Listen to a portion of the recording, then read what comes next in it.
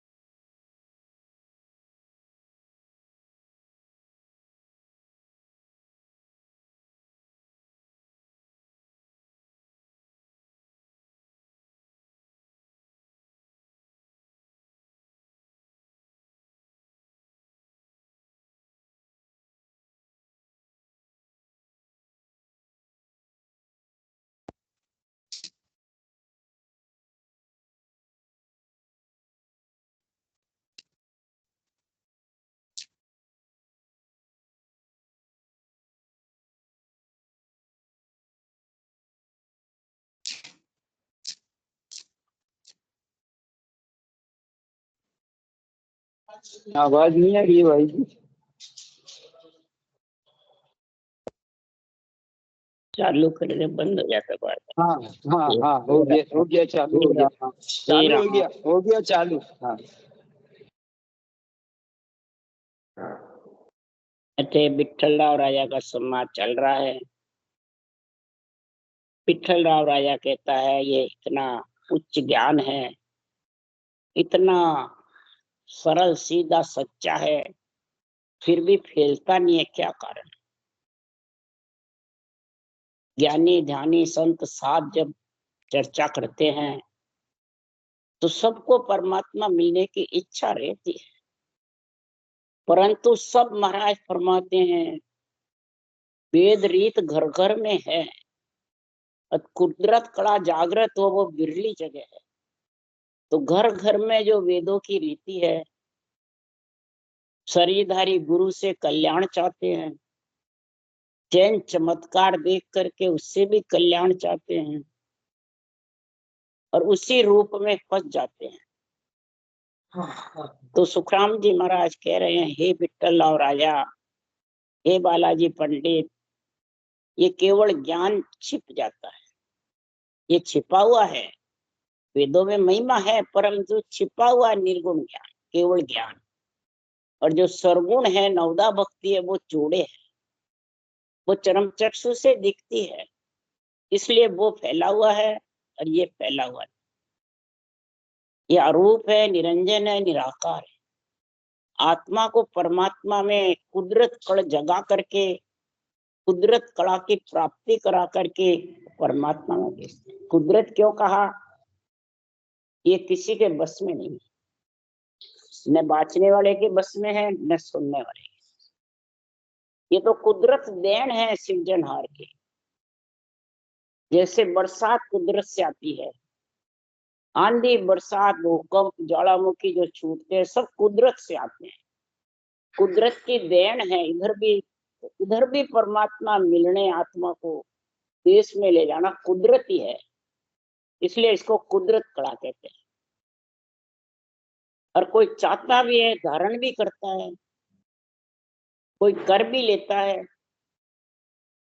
तो सदगुरुदेव फरमाते हैं अगर वो सूरवीर नहीं है रचना करने में, बुद्धि पे विवेक में, तो माया घेरियो जीव को वो विद कड़ा बनाए, जाई न सके छूट कर गए बांध्यो जग माए।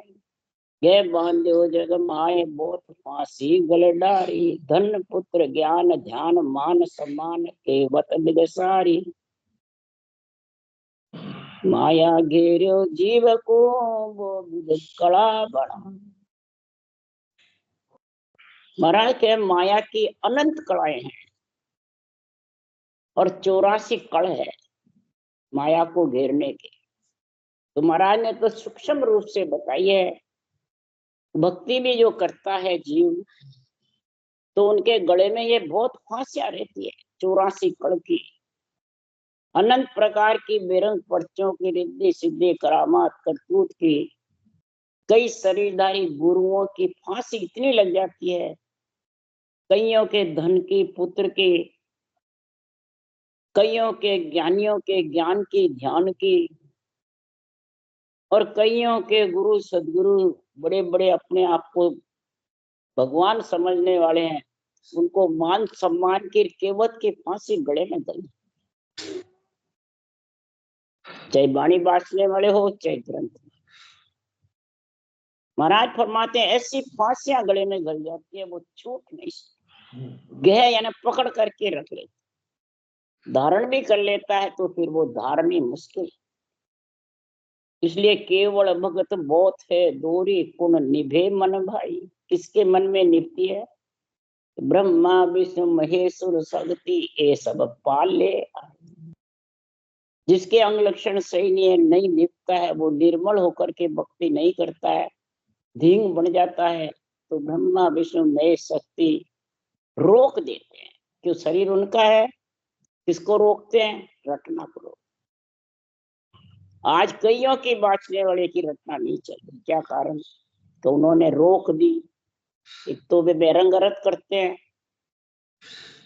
दूसरा अंग लक्षण का बिल्कुल ध्यान नहीं रखते हैं, क्रोध अहंकार भरे पड़े रहते हैं, मेरा तेरा राग द्वेष बस, और वाणी बांचते हैं केवल ज्ञान की, ब्रह्म ज्ञान की। तो ये माता पिता उसको रोक देते। धर्मराय जी तो न्याय पाप पुण्य का करते हैं, और कर्म का जो है न्याय, वही भक्तियों से, ज्ञान से, रहनी सहनी से, इनका न्याय कौन करते हैं? माता पिता। माता पिता ही तो संभालते हैं पुत्र को, पुत्री। माता पिता ही रोकते हैं, क्यों? शरीर उनका, माता पिता। इसलिए सतगुरु राम जी महाराज कह रहे हैं, ज्ञानी ध्यानी संत सादरे, ना जोगे सर पावे रे, दुनिया सकल कौन गिनती में, सहस ब्रह्म लग जावे। ज्ञानी ध्यानी संत साध जोगे